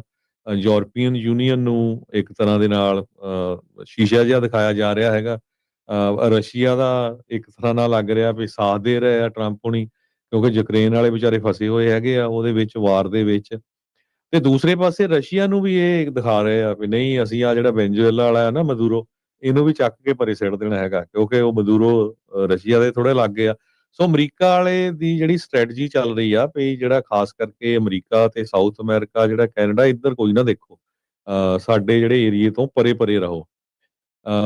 ਸੋ ਯੂਰਪ ਨੂੰ ਇੱਕ ਤਰ੍ਹਾਂ ਨਾਲ ਅਲੱਗ ਕੀਤੇ ਜਾਣ ਦੀ ਜਿਹੜੀ ਕੋਸ਼ਿਸ਼ ਕੀਤੀ ਜਾ ਰਹੀ ਹੈ। ਜਿਸ ਹਿਸਾਬ ਨਾਲ ਪ੍ਰੈਜ਼ੀਡੈਂਟ ਟਰੰਪ ਉਹਨਾਂ ਨੇ ਸਟੇਟਮੈਂਟ ਦਿੱਤੀਆਂ ਸੀਆਂ ਵੀ ਸਿਵਲਾਈਜੇਸ਼ਨ ਇਰੇਜ਼ਰ ਹੋ ਰਿਹਾ ਹੈ ਯੂਰਪ ਦੇ ਵਿੱਚ, ਕਹਿੰਦੇ ਆਉਣ ਵਾਲੇ ਕੁਝ ਦਹਾਕਿਆਂ ਦੇ ਵਿੱਚ ਇਹ ਉੱਥੇ ਗੋਰੇ ਤਾਂ ਲੱਭਣੇ ਨਹੀਂ ਹੈਗੇ, ਮੈਜੋਰਟੀ ਨਾਨ ਯੂਰਪੀਅਨ ਹੋ ਜਾਣੇ ਹੈਗੇ ਆ, ਤੇ ਤੁਸੀਂ ਆਪਣਾ ਸਾਰਾ ਕਲਚਰ ਜਿਹੜਾ ਖਰਾਬ ਕਰ ਰਹੇ ਹੈਗੇ ਆ। JD ਵੈਂਸ ਉਹਨਾਂ ਦਾ ਵੀ ਇਦਾਂ ਦਾ ਹੀ ਜਿਹੜਾ ਬਿਆਨ ਇਹਦੇ ਸੰਬੰਧ ਦੇ ਵਿੱਚ ਆਇਆ ਸੀਗਾ। ਕੁਛ ਕੁ ਜਿਹੜੇ ਲੀਕਡ ਟਰਾਂਸਕ੍ਰਿਪਟ ਜਿਹੜੇ ਇਨਵੋਲਵ ਹੋਏ ਆ ਉਹਦੇ ਵਿੱਚ ਯੂਰਪੀਅਨ ਲੀਡਰਸ ਦੇ ਮਾਮਲੇ ਦੇ ਵਿੱਚ ਡਰ ਸਪੀਗਲ ਉਹਨਾਂ ਨੇ ਦੱਸਿਆ ਵੀ ਸਾਨੂੰ ਖਤਰਾ ਇਹ ਆ ਵੀ ਅਮਰੀਕਾ ਇੱਕ ਤਰ੍ਹਾਂ ਨਾਲ ਗੇਮਸ ਨੂੰ ਪਲੇ ਕਰ ਰਿਹਾ ਹੈਗਾ ਤੇ ਯੂਕਰੇਨ ਨੂੰ ਬਿਟਰੇ ਕਰ ਰਿਹਾ ਹੈਗਾ। ਤੇ ਨੈਸ਼ਨਲ ਸਿਕਿਉਰਿਟੀ ਸਟ੍ਰੈਟਜੀ ਜਿਹੜੀ ਆ ਇਹ ਇੱਕ ਬਹੁਤ ਵੱਡਾ ਕੰਸਰਨ ਆ। ਕਹਿੰਦੇ ਵੀ ਫਸਟ ਟਾਈਮ ਦਸੰਬਰ 7 1941 ਤੋਂ ਬਾਅਦ ਅਮਰੀਕਾ ਕਹਿੰਦੇ ਵੀ ਆਪਣੇ ਆਪ ਨੂੰ ਇਹ ਨਹੀਂ ਦੇਖ ਰਿਹਾ ਵੀ ਉਹ leader of the free world ਆ। ਖਾਸ ਕਰਕੇ ਜੋ ਹਿਊਮਨ ਰਾਈਟਸ ਨੂੰ ਲੈ ਕੇ ਉਹ ਤਾਂ ਕਹਿੰਦੇ ਵੀ ਹੁਣ ਇਹਨਾਂ ਨੇ ਛੱਡੇ ਦਿੱਤੇ ਹੈਗੇ ਅਮਰੀਕਾ ਵਾਲਿਆਂ ਨੇ। ਆਪਾਂ ਦੇਖੇ ਆ ਜੋ ਪਿਛਲੇ ਦਿਨਾਂ ਦੇ ਵਿੱਚ ਜਦੋਂ ਮਿਡਲ ਈਸਟ ਤੋਂ ਜਿਹੜਾ ਉੱਥੇ ਦਾ ਕਿੰਗ ਆਇਆ ਸੀਗਾ ਸਾਊਦੀ ਅਰੇਬੀਆ ਦਾ, ਕਿਸ ਤਰ੍ਹਾਂ ਉਹ ਖਸ਼ੋਗੀ ਦੇ ਮਾਮਲੇ ਦੇ ਵਿੱਚ ਇਨਵੋਲਵ ਸੀ, ਪਰ ਉਸ ਨੂੰ ਬਿਲਕੁਲ ਹੀ ਜਿਹੜਾ ਸਾਈਡ ਲਾਈਨ ਲਾ ਦਿੱਤਾ ਗਿਆ, ਉਹਨੂੰ ਮੈਂਸ਼ਨ ਹੀ ਨਹੀਂ ਕਰਨ ਦਿੱਤਾ ਗਿਆ। ਸੋ ਇਹ ਸਾਰਿਆਂ ਨੂੰ ਚੀਜ਼ਾਂ ਨੂੰ ਲੈ ਕੇ ਦੁਨੀਆ ਦੇ ਲੋਕ ਕਾਫੀ ਫਿਕਰਮੰਦ ਹੈਗੇ। ਜੀ। ਉਧਰ ਅੱਜ ਜਿਹੜੇ ਰਾਸ਼ਟਰਪਤੀ ਟਰੰਪ ਆ $12 ਬਿਲੀਅਨ ਕਿਸਾਨਾਂ ਨੂੰ ਰਾਹਤ ਦੇ ਤੌਰ ਦੇ ਉੱਤੇ ਅਨਾਉਂਸ ਕਰ ਰਹੇ ਹੈਗੇ ਆ। ਇਹਨਾਂ ਦੇ ਨਾਲ ਜਿਹੜੀ ਬਰੁਕ ਕਾਲਿੰਸ ਐਗਰੀਕਲਚਰ ਸਕੱਤਰ, ਟ੍ਰੈਜਰੀ ਸਕੱਤਰ ਸਕਾਟ ਬੈਸੈਂਟ ਆ, ਉਹ ਕਹਿੰਦੇ ਵੀ ਇਸ ਅਨਾਉਂਸਮੈਂਟ ਨੂੰ ਅਟੈਂਡ ਕਰਨਗੇ। ਕੈਟਲ, ਸੋਇਆਬੀਨ, ਕਾਟਨ, ਪੋਟੈਟੋਜ਼ ਜਿਹੜੇ ਆ ਇਹਦੇ ਗਰੋਵਰਸ ਆ, ਕਿਸਾਨ ਆ, ਉਹ ਉੱਥੇ ਨਾਲ ਹੋਣਗੇ ਤੇ $12 ਬਿਲੀਅਨ ਦਾ ਜਿਹੜਾ ਅਸਿਸਟੈਂਸ ਪੈਕੇਜ ਆ, ਕਿਉਂਕਿ ਕ੍ਰੌਪ ਪ੍ਰਾਈਸਿਸ ਬਹੁਤ ਇਸ ਵਾਰ ਘਟ ਰਹੀਆਂ, ਟੈਰਿਫ ਪਾਲਿਸੀਜ਼ ਨੇ ਲੱਕ ਤੋੜ ਰੱਖਿਆ ਕਿਸਾਨਾਂ ਦਾ, ਸੋ ਉਹਨੂੰ ਜਿਹੜਾ ਕੰਪਨਸੇਟ ਕਰਨ ਦੇ ਲਈ ਇਹ ਜਿਹੜੇ $12 ਬਿਲੀਅਨ ਕਿਸਾਨਾਂ ਦੇ ਵਿੱਚ ਵੰਡੇ ਜਿਹੜੇ ਉਹ ਜਾਣਗੇ। ਕੀ ਸਾਰੇ ਕਿਸਾਨਾਂ ਨੂੰ ਮਿਲਣਗੇ, ਕਿਹੜੇ ਕਿਹੜੇ ਹੋਣਗੇ, ਇਹ ਜਦੋਂ ਅਨਾਉਂਸਮੈਂਟ ਹੋਊਗੀ, ਉਹਦੀ ਜ਼ਿਆਦਾ ਇਨਫੋਰਮੇਸ਼ਨ ਸਾਹਮਣੇ ਆਊਗੀ, ਉਦੋਂ ਉਸ ਦੇ ਵਿੱਚ ਪਤਾ ਲੱਗੇਗਾ। ਤੇ ਕਹਿੰਦੇ ਵੀ ਜਿਹੜੇ ਟ੍ਰੇਡ ਡੈਫਿਸਿਟ ਆ, ਉਹਨਾਂ ਦੀ ਵਰਤੋਂ ਕਰਦੇ ਹੋਏ ਨਵੀਆਂ ਟ੍ਰੇਡ ਡੀਲਸ ਬਣਾਈਆਂ ਜਾ ਰਹੀਆਂ, ਪਰ ਉਸੇ ਚੀਜ਼ ਦੇ ਚੱਲਦਿਆਂ ਜਿਹੜੇ ਹੋਰ ਮੁਲਕ ਆ ਉਹ ਵੀ ਅਮਰੀਕਾ ਦੀ ਇਸ ਨਬਜ਼ ਨੂੰ ਟਟੋਲ ਰਹੇ ਹੈਗੇ ਆ। ਸੋਇਆਬੀਨ ਦਾ ਐਕਸਪੋਰਟ ਦੀ ਵੈਲਿਊ ਪਿਛਲੇ ਸਾਲ 2023 ਦੇ ਵਿੱਚ ਤਕਰੀਬਨ 24 ਤੋਂ $28 ਬਿਲੀਅਨ ਦੀ ਕੀਮਤ ਜਿਹੜੀ ਉਹ ਰਹੀ ਕੱਲੀ ਸੋਇਆਬੀਨ ਦੀ। ਕਾਰਨ ਦੀ ਜਿਹੜੀ ਆ ਉਹ $13 ਬਿਲੀਅਨ ਤੋਂ ਰਹੀ। ਇਹ ਦੋ ਮੇਨ ਕ੍ਰੌਪਸ ਜਿਹੜੀਆਂ ਆਪਾਂ ਉਸ ਦੀ ਗੱਲ ਅਜੇ ਉਹ ਕਰਦੇ ਆ। ਹੁਣ $12 ਬਿਲੀਅਨ ਕੱਲਾ ਜਿਹੜਾ ਉਹ ਵੰਡਣਾ ਹੈ, ਕਿੰਨਾਂ ਨੂੰ ਮਿਲਣਾ ਆ, ਕਿੰਨਾ ਹੋਊਗਾ, ਇਹ ਜਿਹੜਾ ਆ ਹੁਣ ਦੇਖਣ ਵਾਲੀ ਗੱਲ ਰਹੂਗੀ। ਇੱਕ ਤਾਂ ਉਹਨਾਂ ਦੇ ਉੱਤੇ ਅਸਰ ਜਿਹੜਾ ਉਹ ਕਾਫੀ ਜ਼ਿਆਦਾ ਪੈ ਗਿਆ, ਤੇ ਹੁਣ ਇਹ ਆ ਵੀ ਉਹਦੇ ਵਿੱਚੋਂ ਕੁਝ ਹਿੱਸਾ ਇਹ ਇੱਕ ਰਾਹਤ ਦੇ ਤੌਰ ਦੇ ਉੱਤੇ ਜਿਹੜਾ ਉਹ ਵੰਡਿਆ ਜਾਵੇਗਾ। ਸੋ ਕਿਸ ਤਰੀਕੇ ਦੇ ਨਾਲ ਵੰਡ ਹੋਊਗਾ, ਇਹ ਦੇਖਣ ਵਾਲੀ ਗੱਲ ਆ। ਫਾਰਮਰ ਬ੍ਰਿਜ ਅਸਿਸਟੈਂਸ ਪ੍ਰੋਗਰਾਮ ਇਸ ਦਾ ਨਾਮ ਰੱਖਿਆ ਗਿਆ ਆ। ਇਸ ਦੇ ਵਿੱਚ ਇੱਕ ਟਾਈਮ ਦੀਆਂ ਜਿਹੜੀਆਂ ਪੇਮੈਂਟਸ ਆ ਰੋ ਕ੍ਰੌਪ ਫਾਰਮਰਸ ਉਹਨਾਂ ਨੂੰ ਮਿਲਣਗੀਆਂ। ਕਹਿੰਦੇ ਵੀ ਜਿਹੜੀਆਂ ਅਨਜਸਟੀਫਾਈਡ ਟ੍ਰੇਡ ਐਕਸ਼ਨ ਜਿਹੜੇ ਬਾਹਰਲੇ ਮੁਲਕਾਂ ਨੇ ਲਏ ਆ, ਜਿਹਦੇ ਕਰਕੇ ਮਾਰਕੀਟ ਡਿਸਰਪਸ਼ਨਸ ਹੋਈਆਂ ਆ, ਉਹਨਾਂ ਨੂੰ ਇਹਦਾ ਮੁਆਵਜ਼ਾ ਜਿਹੜਾ ਹੁਣ ਦਿੱਤਾ ਜਿਹੜਾ ਉਹ ਜਾਵੇਗਾ। ਸੋ ਜਦੋਂ ਟਰੰਪ ਹੁਣੀ ਕਰਦੇ ਆ ਦੂਜੇ ਮੁਲਕਾਂ ਦੇ ਨਾਲ, ਉਦੋਂ ਇਹ ਸਟ੍ਰੈਟਜੀ ਆ, ਉਦੋਂ ਇਹ ਡੀਲ ਆ, ਤੇ ਜਦੋਂ ਦੂਜੇ ਮੁਲਕ ਵਾਲੇ ਉਸ ਨੂੰ ਜਵਾਬੀ ਕਾਰਵਾਈ ਕਰਦੇ ਆ ਤਾਂ ਉਦੋਂ ਕਹਿੰਦੇ ਵੀ ਤੁਸੀਂ ਸਾਡੇ ਨਾਲ ਧੱਕਾ ਜਿਹੜਾ ਉਹ ਕਰ ਰਹੇ ਆ। ਸੋ ਕਹਿੰਦੇ ਵੀ ਇਹਦੇ ਵਿੱਚ 12 ਚੋਂ 11 ਬਿਲੀਅਨ ਇਸ ਤਰੀਕੇ ਦੇ ਨਾਲ ਲੋਕਾਂ ਨੂੰ ਵੰਡ ਹੋਊਗਾ, ਇੱਕ ਵਾਰ ਦੀ ਪੇਮੈਂਟ ਮਿਲੂਗੀ। ਕਿਹੜੇ ਆਧਾਰ ਤੇ ਮਿਲੂਗੀ, ਕਿੱਦਾਂ ਹੋਊਗੀ, ਉਹ ਆਉਣ ਵਾਲਾ ਸਮਾਂ ਦੱਸੇਗਾ। ਤੇ ਜਿਹੜਾ $1 ਬਿਲੀਅਨ ਆ ਉਹ ਉਹਨਾਂ ਨੇ ਬਾਕੀ ਹੋਰ ਕ੍ਰੌਪਸ ਦੇ ਲਈ ਰੱਖਿਆ ਜਿਹੜਾ ਉਹ ਹੈਗਾ, ਜਿਹੜੀਆਂ ਰੂ ਕ੍ਰੌਪਸ ਨਹੀਂ ਹੈਗੀਆਂ। ਪੇਮੈਂਟਸ ਕਹਿੰਦੇ ਵੀ ਇਹ ਫਾਰਮਰਸ ਤੱਕ ਜਿਹੜੀਆਂ ਪਹੁੰਚਾਈਆਂ ਜਾਣਗੀਆਂ ਜਿੱਦਾਂ ਹੀ ਮਾਰਕੀਟ ਦੇ ਵਿੱਚ ਇਸ ਵਾਰ ਦਾ ਹਾਰਵੈਸਟ ਜਾਵੇਗਾ, ਤੇ ਅਗਲੇ ਸਾਲ ਦੀ ਜਿਹੜੀਆਂ ਕ੍ਰੌਪਸ ਆ ਉਸ ਦੀ ਪਲੈਨਿੰਗ ਕਿਸਾਨਾਂ ਦੁਆਰਾ ਸ਼ੁਰੂ ਜਿਹੜੀ ਕੀਤੀ ਜਾਣੀ ਹੈਗੀ ਆ। ਫਾਰਮਰਸ ਕਹਿ ਰਹੇ ਆ ਵੀ ਇਸ ਰਾਹਤ ਦੀ, ਇਸ ਸਬਸਿਡੀ ਦੀ ਬਹੁਤ ਜ਼ਿਆਦਾ ਜਿਹੜੀ ਉਹ ਜ਼ਰੂਰਤ ਹੈਗੀ ਆ। ਕਿਸਾਨਾਂ ਨੂੰ ਹਰਜੋਤ ਸਿੰਘ ਜੀ ਜ਼ਰੂਰ ਸਬਸਿਡੀ ਦੇ ਰਹੇ ਆ, ਪਰ ਲੋਕਾਂ ਨੂੰ ਹੈਲਥ ਦੀ ਸਬਸਿਡੀ ਨਹੀਂ ਦੇਣੀ। ਕਹਿੰਦੇ ਵੀ ਉਹ ਜਿਹੜਾ ਮਰਜ਼ੀ ਜਿੱਦਾਂ ਮਰਜ਼ੀ ਬਿਮਾਰੀਆਂ ਨਾਲ ਮਰਦਾ ਰਹੇ, ਚੱਕਰੀ ਜਿਹੜਾ ਉਸ ਦੇ ਵਿੱਚ ਕੋਈ ਨਹੀਂ ਹੈਗਾ। ਸੋਇਆਬੀਨ ਦਾ ਫਿਊਚਰ ਕਹਿੰਦੇ ਵੀ ਇਸ ਫੈਸਲੇ ਤੋਂ ਬਾਅਦ ਦੇ ਵਿੱਚ ਥੱਲੇ ਆ ਗਿਆ। ਬੁਸ਼ਲ ਦੀ ਕੀਮਤ $11 ਤੋਂ ਥੱਲੇ ਜਿਹੜੀ ਆ ਉਹ ਆਈ ਆ ਅਕਤੂਬਰ ਮਹੀਨੇ ਤੋਂ ਬਾਅਦ ਚ ਪਹਿਲੀ ਵਾਰ। ਸੋ ਅਮਰੀਕਨ ਫਾਰਮ ਬਿਊਰੋ ਫੈਡਰੇਸ਼ਨ ਉਹਨਾਂ ਨੇ 24 ਨਵੰਬਰ ਨੂੰ ਕਿਹਾ ਸੀਗਾ ਵੀ ਭਾਈ ਸਾਨੂੰ ਬਹੁਤ ਜ਼ਿਆਦਾ ਇਸ ਦੇ ਵਿੱਚ ਜ਼ਰੂਰਤ ਆ, ਕਿਉਂਕਿ ਫਾਰਮ ਦੀਆਂ ਜਿਹੜੀਆਂ ਬੈਂਕਰਪਸੀਜ਼ ਆ ਲਗਾਤਾਰ ਵੱਧ ਰਹੀਆਂ ਆ। ਕਿਸਾਨਾਂ ਨੂੰ ਫਸਲਾਂ ਉਗਾਉਣ ਦੇ ਲਈ ਕੀਮਤ ਜ਼ਿਆਦਾ ਅਦਾ ਕਰਨੀ ਪੈ ਰਹੀ ਆ, ਜਿੰਨੀ ਉਹਨਾਂ ਨੂੰ ਉਸ ਦੇ ਵਿੱਚ ਵਾਪਸ ਬਾਅਦ ਚ ਮਿਲਦੇ ਆ। ਫਾਰਮਰਸ ਕਹਿ ਰਹੇ ਆ ਵੀ $multi billion ਡਿਕਲਾਈਨ ਸਾਡਾ ਐਕਸਪੋਰਟਸ ਦੇ ਵਿੱਚ ਹੋਣ ਕਰਕੇ, ਖਾਸ ਕਰਕੇ ਚਾਈਨਾ ਦੇ ਨਾਲ ਜਿਹੜੇ ਸਿੰਘ ਫਸੇ ਆ ਉਹਦੇ ਕਰਕੇ ਬਹੁਤ ਜ਼ਿਆਦਾ ਹਰਟ ਹੋਏ ਆ। ਚਾਈਨਾ ਦੇ ਨਾਲ ਇੱਕ ਡੀਲ ਇਹਨਾਂ ਨੇ ਜ਼ਰੂਰ ਬਣਾਈ ਸੀ, ਘਟਾਇਆ ਸੀ ਥੋੜਾ ਜਿਹਾ, ਉਹ ਕਹਿੰਦੇ ਮੰਨੇ ਸੀਗੇ ਵੀ ਅਸੀਂ ਜਿਹੜਾ ਇਸ ਨੂੰ ਖਰੀਦਾਂਗੇ, ਪਰ ਉਸ ਦੇ ਨਾਲ ਕਿਸਾਨਾਂ ਦਾ ਇਸ ਪਾਣੀ ਚੋਂ ਨਿਕਲਣਾ ਔਖਾ ਜਿਹੜਾ ਉਹ ਹੋਇਆ ਪਿਆ ਸੀਗਾ। ਸੋ ਅੱਜ $12 ਬਿਲੀਅਨ ਦੀ ਜਿਹੜੀ ਅਨਾਊਂਸਮੈਂਟ ਕਿਸਾਨਾਂ ਨੂੰ ਰਾਹਤ ਮੁਆਵਜ਼ੇ ਦੇ ਤੌਰ ਦੇ ਉੱਤੇ ਜਿਹੜੀ ਉਹ ਵੰਡੀ ਜਾਣੀ ਆ, ਜਿਸ ਚੋਂ $11 ਬਿਲੀਅਨ ਰੋ ਕ੍ਰੌਪਸ ਦੇ ਲਈ ਤੇ ਬਾਕੀ $1 ਬਿਲੀਅਨ ਬਾਕੀ ਹੋਰ ਫਸਲਾਂ ਦੇ ਲਈ ਜਿਹੜੇ ਇਹਨਾਂ ਨੇ ਰੱਖੇ ਹੈਗੇ ਆ। ਸੋ ਅੱਜ ਹੁਣ ਤੋਂ ਕੁਝ ਸਮੇਂ ਬਾਅਦ ਕਹਿੰਦੇ ਵੀ ਇਹ ਜਿਹੜੀ ਅਨਾਊਂਸਮੈਂਟ ਆ ਉਹ ਹੋਣ ਜਾ ਰਹੀ ਆ। ਅਗਲੀ ਖਬਰ ਆਪਣੇ ਗੁਆਂਢੀ ਮੁਲਕ ਕੈਨੇਡਾ ਤੋਂ ਆ ਰਹੀ ਹੈ। ਕੈਨੇਡਾ ਦੇ ਵਿੱਚ ਪਿਛਲੇ ਵੀਕਐਂਡ ਦੇ ਦੌਰਾਨ ਬਰੈਂਪਟਨ ਦੇ ਵਿੱਚ ਇੱਕ ਟਾਊਨ ਹਾਲ ਜਿਹੜੀ ਮੀਟਿੰਗ ਹੋਈ ਪੀਲ ਰੀਜਨ ਐਕਸਟੋਰਸ਼ਨ ਕੇਸਸ ਦੇ ਸੰਬੰਧ ਦੇ ਵਿੱਚ, ਜਿਹਦੇ ਵਿੱਚ ਜਿਹੜੀ ਸਿੱਖ ਕਮਿਊਨਿਟੀ ਆ ਉਹਨਾਂ ਨੇ ਇਹ ਕਿਹਾ ਵੀ ਕੋਈ ਅਕਾਊਂਟੇਬਿਲਟੀ ਹੈ ਨਹੀਂ, ਵੀ ਇੰਨੀ ਜ਼ਿਆਦਾ ਜਿਹੜੀ ਲੁੱਟਮਾਰ ਆ ਗੈਂਗਸਟਰ ਵੱਲੋਂ ਸ਼ਰੇਆਮ ਹੋ ਰਹੀ ਹੈਗੀ ਆ, ਤੇ ਕੈਨੇਡਾ ਦੀ ਸਰਕਾਰ ਜਿਹੜੀ ਆ ਉਹਦੇ ਜਿਹੜੇ ਸਿਰ ਤੇ ਜੂੰ ਜਿਹੜੀ ਆ ਉਹ ਨਹੀਂ ਸਰਕ ਰਹੀ ਹੈਗੀ। ਸਿੱਖ ਕਮਿਊਨਿਟੀ ਨੇ ਬਰੈਂਪਟਨ ਦੇ ਵਿੱਚ ਬਹੁਤ ਜ਼ਿਆਦਾ ਫਰਸਟ੍ਰੇਸ਼ਨ ਫੀਲ ਕੀਤੀ ਆ। ਉਹਨਾਂ ਨੇ ਕਲੀਅਰਲੀ ਦੱਸਿਆ ਆ ਕਿ ਕੈਨੇਡੀਅਨ ਕਨਵੈਨਸ਼ਨ ਸੈਂਟਰ ਦੇ ਵਿੱਚ ਇੱਕ ਬਹੁਤ ਵੱਡਾ ਰੂਮ ਸੀ, ਜਿੱਥੇ ਕਹਿੰਦੇ ਵੀ ਹੰਡਰਡਸ ਆਫ ਪੀਪਲ ਇਕੱਠੇ ਹੋਏ ਸੀ, ਬਹੁਤ ਵੱਡੀ ਗਿਣਤੀ ਦੇ ਵਿੱਚ ਪੋਲੀਟੀਸ਼ੀਅਨ ਵੀ ਸੀਗੇ, ਵੱਖ-ਵੱਖ ਗਵਰਨਮੈਂਟ ਦੇ ਜਿਹੜੇ ਅਧਿਕਾਰੀ ਵੀ ਸੀਗੇ, ਐਨਫੋਰਸਮੈਂਟ ਏਜੰਸੀਜ਼ ਵੀ ਸੀਗੀਆਂ। ਉਹਦੇ ਵਿੱਚ ਉਹਨਾਂ ਨੇ ਕਿਹਾ ਵੀ ਠੀਕ ਆ, ਵੀ ਇਹ ਬਹੁਤ ਰਿਫਟ ਚੱਲ ਰਹੀ ਹੈਗੀ ਕਾਫੀ ਲੰਮੇ ਸਮੇਂ ਤੋਂ ਹਿੰਦੂ ਸਿੱਖ ਪ੍ਰੋ ਖਾਲਿਸਤਾਨੀ ਸਪੋਰਟਰਸ ਦੇ ਵਿੱਚ, ਪਰ ਇੰਡੀਆ ਗਵਰਨਮੈਂਟ ਜਿਹੜੀ ਆ ਉਹ ਤਾਂ ਹੁਣ ਸਿੱਧੇਆਮ ਸ਼ਰੇਆਮ ਹੀ ਇਨਵੋਲਵ ਹੋਈ ਹੈਗੀ ਆ ਲੋਕਾਂ ਨੂੰ ਮਾਰਨ ਦੇ ਵਿੱਚ। ਜਿਹੜੇ ਗੈਂਗਸਟਰ ਆ ਉਹਨਾਂ ਨਾਲ ਪੂਰੀ ਉਹਨਾਂ ਦਾ ਜਿਹੜਾ ਸਾਥ ਹੈਗਾ ਆ। ਬਲਪ੍ਰੀਤ ਸਿੰਘ ਸਪੋਕਸਪਰਸਨ ਤੇ ਲੀਗਲ ਕਾਉਂਸਲ ਹੈਗੇ world Sikh organisation of Canada ਦੇ, ਤੇ ਉਹਨਾਂ ਨੇ ਇਹ ਕਿਹਾ ਵੀ ਸਿੱਖ ਤੇ ਜਿਹੜੀ ਪੰਜਾਬੀ ਕਮਿਊਨਿਟੀ ਆ ਇਹ ਇੱਕ ਬਹੁਤ ਵੱਡਾ ਕ੍ਰਾਈਸਿਸ ਦੇ ਥਰੂ ਜਾ ਰਹੀ ਹੈ ਕੈਨੇਡਾ ਦੇ ਵਿੱਚ, ਜਿੱਥੇ ਕਹਿੰਦੇ ਬਿਜ਼ਨਸ ਪੀਪਲ ਜੋ ਬਿਜ਼ਨਸ ਵਾਲੇ ਲੋਕ ਆ, ਰੈਗੂਲਰ ਲੋਕ ਹੈਗੇ ਆ, ਐਕਟਿਵਿਸਟ ਆ, ਉਹਨਾਂ ਤੋਂ ਐਕਸਟੋਰਸ਼ਨ ਮੰਗੀਆਂ ਜਾ ਰਹੀਆਂ, ਉਹਨਾਂ ਨੂੰ ਥ੍ਰੈਟ ਦਿੱਤੀਆਂ ਜਾ ਰਹੀਆਂ, ਸ਼ੂਟਿੰਗ ਹੋ ਰਹੀ ਆ, ਇੰਟੀਮੀਡੇਸ਼ਨ ਹੋ ਰਹੀ ਹੈਗੀ ਆ, ਤੇ ਸ਼ਰੇਆਮ ਇਹ ਫੋਰਨ ਗਵਰਨਮੈਂਟ ਇਨਵੋਲਵ ਆ। ਟ੍ਰਾਂਸਨੈਸ਼ਨਲ ਆਪਰੇਸ਼ਨ ਇਸ ਨੂੰ ਹੀ ਕਹਿੰਦੇ ਆ। ਟੈਨਸ਼ਨ ਉਸ ਟਾਈਮ ਦੇ ਉੱਤੇ ਸ਼ੁਰੂ ਹੋਈਆਂ ਸੀ ਇੰਡੀਆ ਤੇ ਕੈਨੇਡਾ ਦੇ ਵਿੱਚ, ਜਿਸ ਟਾਈਮ ਦੇ ਉੱਤੇ ਭਾਈ ਹਰਦੀਪ ਸਿੰਘ ਨਿੱਜਰ ਉਹਨਾਂ ਦਾ ਜਿਹੜਾ ਕਤਲ ਆ ਉਹ ਇੱਕ ਗੁਰਦੁਆਰਾ ਸਾਹਿਬ ਦੇ ਵਿੱਚ ਸਰੀ ਦੇ ਜੂਨ 2023 ਦੇ ਵਿੱਚ ਕਰ ਦਿੱਤਾ ਗਿਆ ਸੀ। ਜਿਹੜਾ ਇੰਡੀਆ ਬੇਸਡ ਬਿਸ਼ਨੋਈ ਗੈਂਗ ਆ ਉਸ ਨੂੰ ਪਿਛਲੇ ਸਾਲ ਆਰਸੀਐਮਪੀ ਜੋ ਉੱਥੇ ਦੀ ਰਾਇਲ ਕੈਨੇਡੀਅਨ ਮਾਊਂਟ ਪੁਲਿਸ ਆ, ਉਹਨਾਂ ਨੇ ਵਾਇਲੈਂਸ ਤੇ ਇੰਟੀਮੀਡੇਸ਼ਨ ਦੇ ਕਾਰਨ ਉਸ ਨੂੰ ਇੱਕ ਟੈਰਰਿਸਟ ਐਂਟੀਟੀ ਵੱਲੋਂ ਫੈਡਰਲ ਗਵਰਨਮੈਂਟ ਵੱਲੋਂ ਡਿਕਲੇਅਰ ਕਰ ਦਿੱਤਾ ਗਿਆ ਸੀਗਾ।